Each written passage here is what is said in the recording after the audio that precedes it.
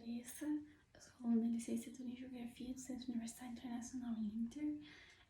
Devido ao momento que estamos vivendo, a pandemia do coronavírus, os estágios estão sendo realizados online. Esse estágio que eu estou realizando é de gestão escolar e a minha apresentação consiste em apresentar uma aula. O tema escolhido foi Rede de Transporte e Comunicação para a turma do 8º ano do ensino fundamental.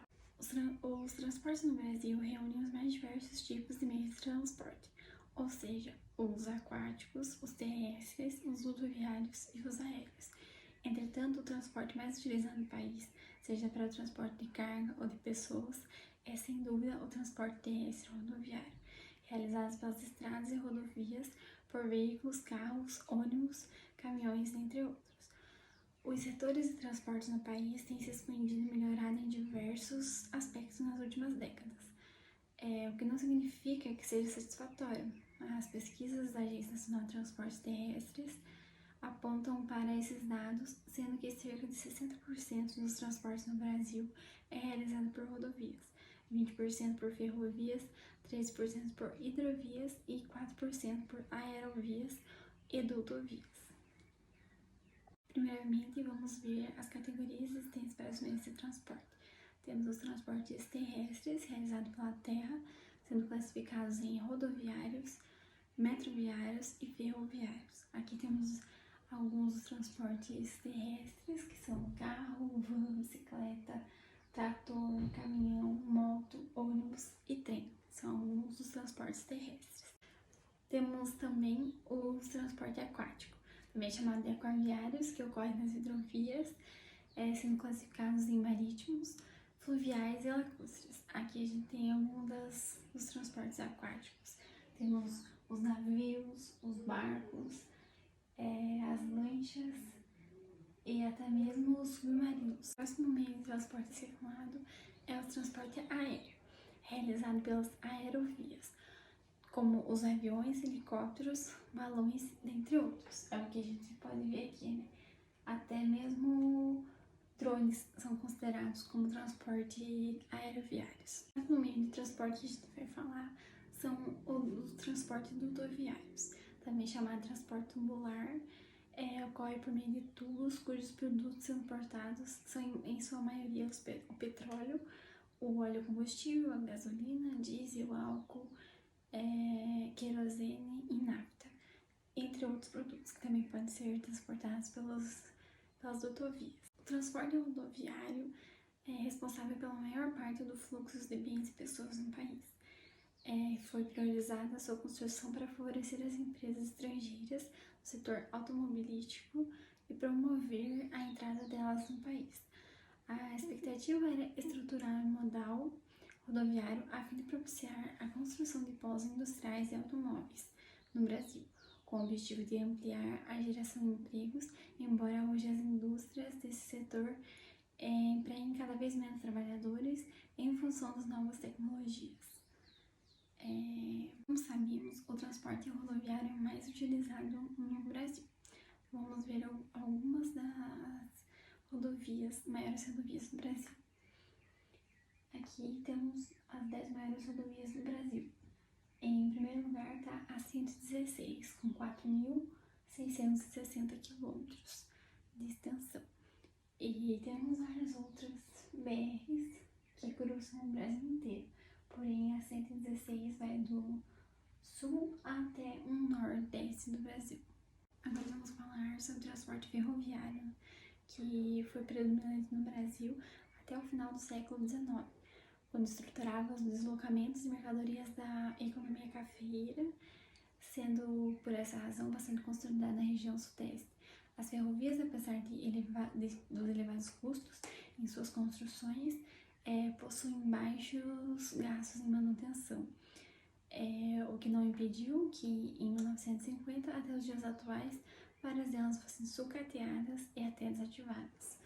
Então aqui temos algumas das ferrovias que cruzam o nosso país, né? As principais ferrovias.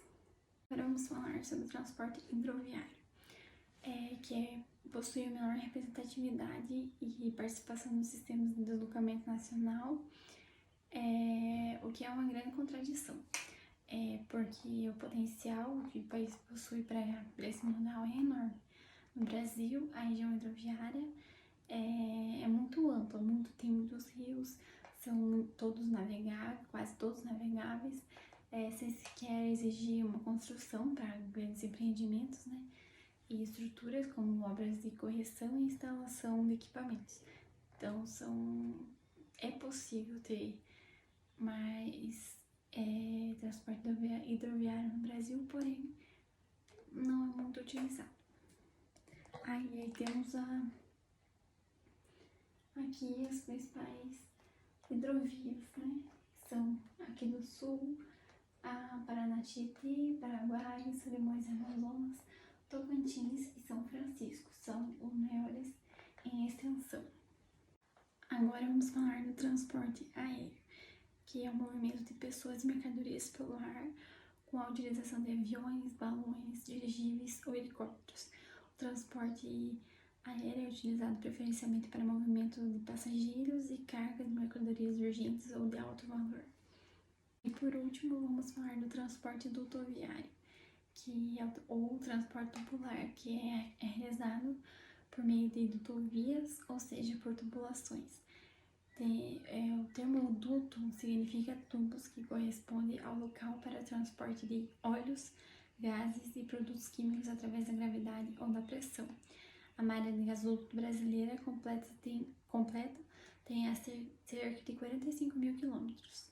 Então aqui a gente tem a comparação, né, a matriz de transportes comparativos internacionais, que temos a Rússia, que tem 81% do transporte feito por ferrovias, e 8% por rodovias e 11% por aquaviário. É o transporte realizado na Rússia. Agora temos no Canadá 46% realizado no transporte por ferrovia, 43% por rodovia e 11% por aquaviários. A Austrália tem 43% realizado por ferrovias, 53% realizado por rodovias e 4% por aquaviárias. Os Estados Unidos, 43% por ferrovias, 32% por rodovias e 25% por aquaviário.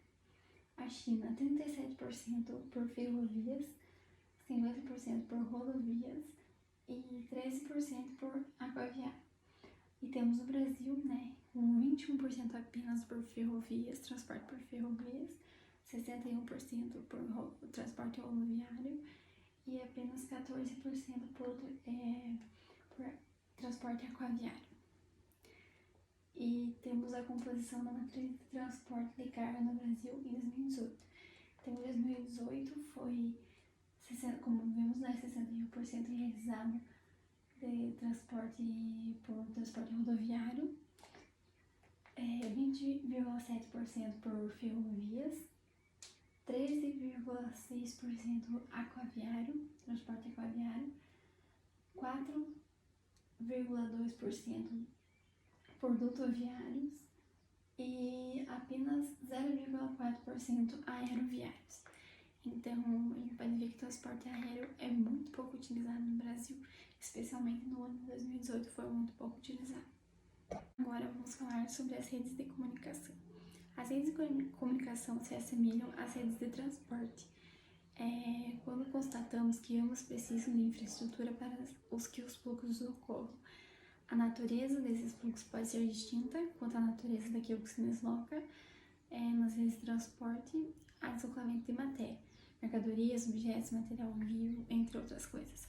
Já no meio de comunicação, a informação possui um elemento imaterial, ou seja, não é palpável, é algo que vai além do físico. As informações são associadas a objetos palpáveis, como cartas, jornais, livros, telefones, rádios, smartphones, entre outros.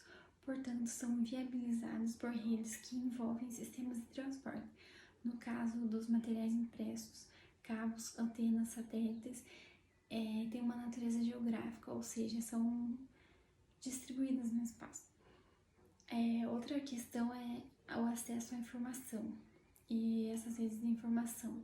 Nesse caso, existem questões de natureza econômica, política e até barreiras geográficas. No Brasil, no fim do século XX, mais especificamente na década de 90, a população começou a ter acesso às tecnologias destinadas à comunicação. Já existiam há alguns anos os países considerados desenvolvidos.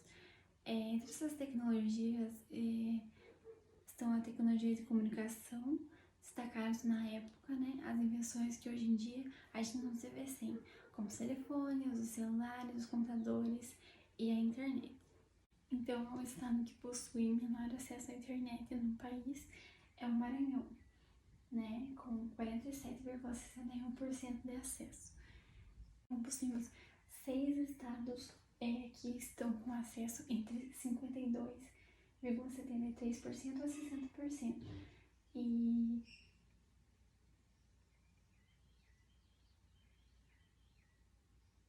E temos 9 estados que estão entre a média de 70,1% a 81%, que são, aqui no Brasil, temos que é o mais alto índice de domínio da internet.